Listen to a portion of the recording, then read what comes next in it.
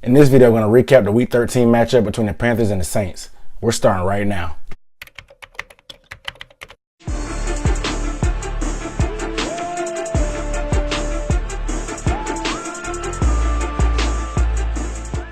What up, though? What's up, everybody? It's Aaron Duncan here with Unnecessary Bluntness Sports Talk. This is the show where we might not tell you what you want to hear, but we're going to tell you what you need to hear. And on this channel, I give you the coverage of the best division in the NFL, the NFC South. And this is your first time being here, consider subscribing to get more videos, and go ahead and give this video a thumbs up. But real quick before we get into it, go ahead and let me know in the comments below if you think the Saints are going to go ahead and wrap this division up, or do you think the Panthers and the Falcons still have a chance to get in there? All right, so with that out the way, let's go ahead and get into this game. First place is on the line. You guys saw my preview video. I was pretty excited about this game. It was a big-time matchup. The Saints ended up winning 31-21 and giving themselves first place, sole possession of first place in the NFC South. Probably the best, not probably, I'm going to stop saying probably. All those national media people are saying probably, when there's no question that this division is the best division in the NFL. I've been saying it since the beginning of the season.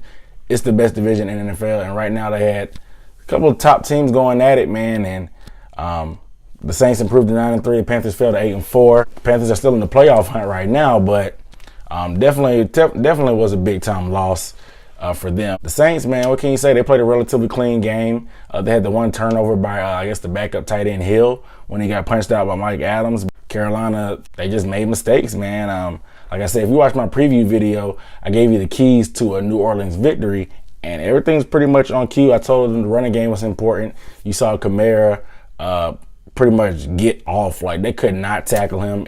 It's pretty much to the point where one guy's not going to tackle him. He's the type of guy, as soon as he gets the ball every time, I guess like Cam Newton said, your butt gets tight because you're like, okay, is somebody going to make a play on him? Is he going to score? Like, he's really a threat to score from anywhere on the field, and they do a good job feeding the ball. Mark Ingram broke a long run. I mean, he was relatively quiet besides that, but he broke a long run. They checked all the boxes on the running game. Third down, they did good. They held Carolina 3 for 10 on third down. They got off the field. I told you that was a key, and they did pretty good on third down. I think it was about 40% probably. So that was decent enough to keep it going, especially when they weren't in a whole lot of third down situations for the most part, I don't think. And contain Christian McCaffrey. McCaffrey did score a touchdown on the check down. They slept on where he was at, but without Greg Olsen and Kelvin Benjamin, they knew Funchess and McCaffrey were the only two guys, and they did a pretty good job of locking both of them down. So got to give the Saints credit, man. Like I said, Kamara was a monster, and this dude is a terror, dude. Like, I don't even know what you can do with him. Like, he's going to single-handedly lead this team all the way. I told you guys that to bet on the Saints for the Super Bowl, and hey, I'm looking pretty smart right now. I can't even knock them, man. They're strong. Their defense can play decent enough like this, even without Marshawn Lattimore. It's going to be even better. They have a short week, so we'll see if he plays against Atlanta, because they're going to definitely need him versus Julio Jones, of course. Saints, what can you say, man? They're on the run from the Panthers' perspective. I try to come to you guys as a humble man. I am a Panthers fan. I have a confession, but I can definitely appreciate the competition and the other teams in NFC South. And I'm biased enough to recognize real, and the Saints are real. But I'm gonna get on this soapbox for these Panthers. I'm not gonna really. I am. Mistakes, dumb mistakes. Like, you guys are out there pressing too much, and bad stuff happens when you press and get too desperate and try to make stuff happen. I'm gonna go ahead and just start with the O-line. Matt Khalil's trash. All right, he's overpaid and overrated. They gave him $55 million this year. He's the most penalized lineman. Why is left tackle always such a problem for Carolina, whether it's Byron Bell or Michael Orr last year, and they overpay for a lineman that underperformed? Like, he's supposed to be known for his athleticism coming out of college and his whole career, but this dude can't move his feet, and he has trouble with speed rushes, and he ends up playing with his hands. That's how he gets so many holding calls, and he even had a face mask call yesterday, which was ridiculous. As a unit, they didn't do terrible, but They almost let Cam Jordan single-handedly wreck the game. I'm glad Mike Shula actually made adjustments. People don't give him too much credit, but I'm glad he made adjustments to help double-team Cam Jordan. They didn't say it helped, so I got to tell him that. Cam Newton, he was average. He played a clean game, 2 touchdowns, no turnovers. He ran the ball pretty well, but I'm going to get on him just because, bro, you can't be average. We don't have the weapons for you to be average. You literally have to be Superman and the best player on the field every time you step out there. Like, we don't have room for you to not be the best Cam Newton that you can be. Like, you can't just blend in and say, oh, Cam didn't play bad, you can't blame him. No, I'd rather you be the reason we lose because you're trying to put the team on your back because you know you have to, than just being a regular quarterback and playing point guard. You have to be Russell Westbrook. You can't be Chris Paul out there just distributing and letting everybody else do what you got to do. You got to take over the game, man. Wide receivers, mediocre as crap. Funches, Shepard, Bird, those are our 3 receivers. Burson out there. Like, it's a shame that these are the guys that Cam Newton has to rely on.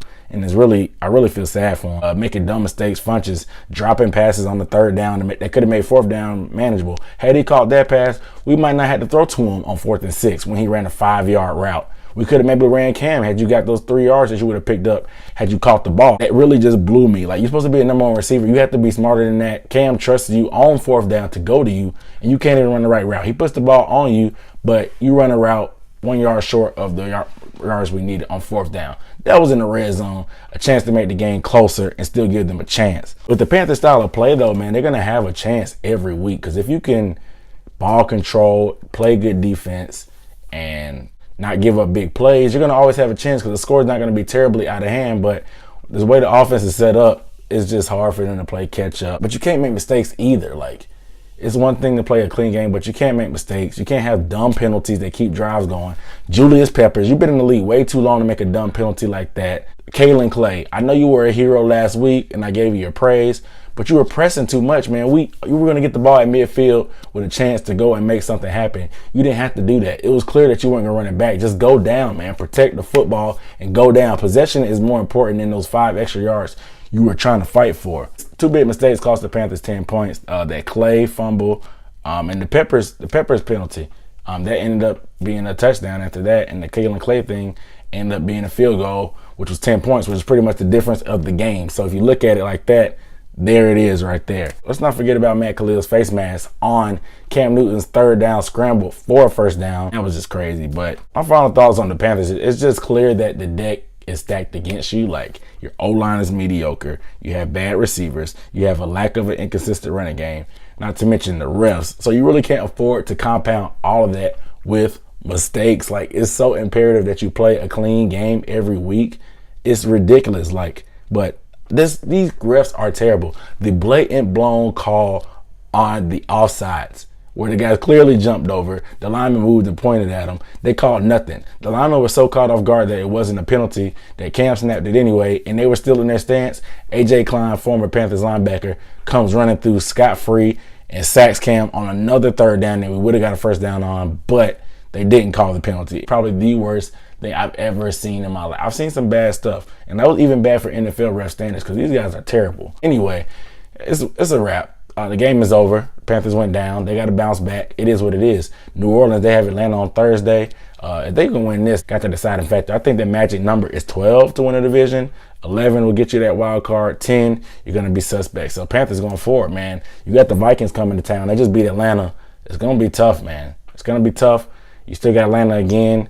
You got Tampa and a couple other teams, but it's going to be tough, man. It's not an easy road. They just got word that Aaron Rodgers may be back in 2 weeks when you face him. So the deck is stacked against you. You just got to go out and make plays. But the Saints, they're sitting pretty right now. They're coming up to Atlanta. We'll see what happens. It's going to be rocking around here in Atlanta, man, where I'm at. So I'm anxious to watch that game on Thursday. So we'll see. But with that, guys, I'll go ahead and sign out. Necessary Bluntness Sports Talk. I'm out.